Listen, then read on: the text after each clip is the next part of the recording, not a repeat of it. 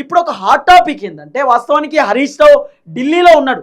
మరి ఈరోజు కేసీఆర్ భారీ బహిరంగ సభ నడుస్తున్నటువంటి నేపథ్యంలో హరీష్ రావు ఢిల్లీలో ఏం చేస్తున్నాడు, హరీష్ రావు ఢిల్లీకి ఎందుకు పోయిండు అంటే చాలా మీడియా ఛానల్ తప్పుడు వార్తలను కొంత ప్రచారం చేస్తున్నారు. ఏమని, లేదు హరీష్ రావు భారతీయ జనతా పార్టీలో చేరడానికి ఢిల్లీ పోయిండు, మోదీతో చేతులు గడుపుకోవడానికి హరీష్ రావు ఢిల్లీకి పోయిండని చెప్పి రకరకాల వార్తలు వస్తున్నాయి. కానీ బీఆర్ఎస్ పార్టీకి సంబంధించిన లీడర్లు చెప్తున్నటువంటి మాట, ఏదైతే పార్టీ మారినటువంటి ఎమ్మెల్యేలకు సంబంధించినటువంటి వ్యవహారంలో పెండింగ్ కేసులకు సంబంధించి తెలుసుకోవడానికి, తర్వాత కాళేశ్వరానికి సంబంధించినటువంటి ఏదైతే అంశం ఉందో ఆ అంశం గురించి సుప్రీంకోర్టు అడ్వకేట్లతో హైకోర్టు అడ్వకేట్లతో మాట్లాడడానికి హరీష్ రావును కేసీఆర్ ఢిల్లీకి పంపించిందట. అడ్వకేట్లో డిస్కస్ చేయమని చెప్పి. ఎందుకంటే ఈరోజు కేసీఆర్ భారీ బహిరంగ సభలో మాట్లాడతాడు అన్ని అంశాలపైన.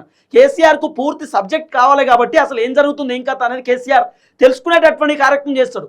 ప్రూఫ్స్ ఎవిడెన్స్ ఉంటేనే కేసీఆర్ మాట్లాడతాడు కాబట్టి కేసీఆర్ కొంత ఎవిడెన్స్తో అసలు కాళేశ్వరానికి సంబంధించిన విచారణ తర్వాత కేసీఆర్ కొంత కాళేశ్వరానికి సంబంధించిన వ్యవహారం పైన సుప్రీంకోర్టుకి వెళ్ళిరు.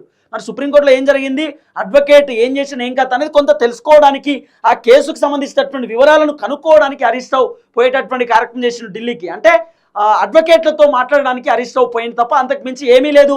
పార్టీ మారడానికి కాదు, పార్టీ చేంజ్ అవ్వడానికి కాదు అని చెప్పి కొంత చెప్తున్నటువంటి మాట. కానీ ఎప్పుడైతే హరీష్ రావు ఢిల్లీకి పోయిండో పార్టీ మారడానికి అని చెప్పి మీడియా ఛానల్లో రకరకాల కథనాలు వస్తున్నటువంటి పరిస్థితి. కానీ హరీష్ రావు మాత్రం కేవలం కేసీఆర్ చెప్పిండు కాబట్టి, కేసీఆర్ ఆదేశాల మేరకే హరీష్ రావు ఢిల్లీకి పోయిండు అని చెప్పి వినబడుతున్నటువంటి అంశం. హరీష్ రావుతో పాటు బీఆర్ఎస్ పార్టీకి సంబంధించినటువంటి 2-3 లీడర్లు కూడా ఢిల్లీకి పోయినటువంటి పరిస్థితి. మొత్తానికి కేసీఆర్ మాత్రం ఎర్రబల్లి ఫామ్ హౌస్ నుండి బయలుదేరినటువంటి హెలికాప్టర్ సంబంధించినటువంటి విజువల్ మన స్క్రీన్ పైన మీరు చూస్తూ ఉన్నారు.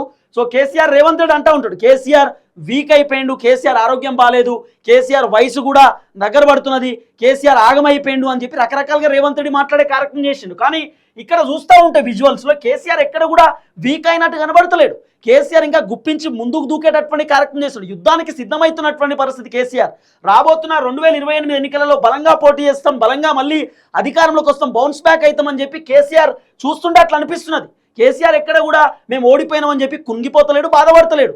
ఎస్, మేము ప్రతిపక్షంలో ఉన్నాం, ప్రజా సమస్యలపైన మాట్లాడతాం, ప్రజలు పడుతున్నటువంటి ఇబ్బందులపైన మాట్లాడతాం, అధికార పార్టీని ప్రశ్నిస్తాం అనేటటువంటి కోణంలోనే కేసీఆర్ కనబడుతున్నాడు తప్ప ఇక్కడ కూడా కేసీఆర్ ఆరోగ్యం బాగాలేదు, కేసీఆర్ ఇబ్బంది పడుతున్నాడు అని చెప్పి ఎక్కడ కనిపిస్తలేదు.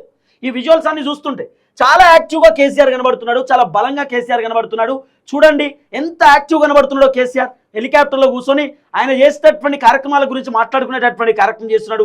ఈ ప్రాజెక్ట్ మనమే కట్టినాం, ఇదైతే కెనాల్ కాలువ ఈ లైన్ ఇట్లకెళ్ళే పోయిందని చెప్పి కేసీఆర్ హెలికాప్టర్లో మాట్లాడేటటువంటి కార్యక్రమం చేసింది. మొత్తానికి జగిత్యాలలో కేసీఆర్ హెలికాప్టర్లో దిగుతున్నటువంటి పరిస్థితి, మొత్తానికి జగిత్యాల చేరుకుంటున్నటువంటి సిచ్యువేషన్ కూడా మనం పూర్తి స్థాయిలో చూస్తూ ఉన్నాం. ఎప్పటికప్పుడు కేసీఆర్కి సంబంధించిన అప్డేట్స్ మన ఛానల్లో మీరు చూడొచ్చు.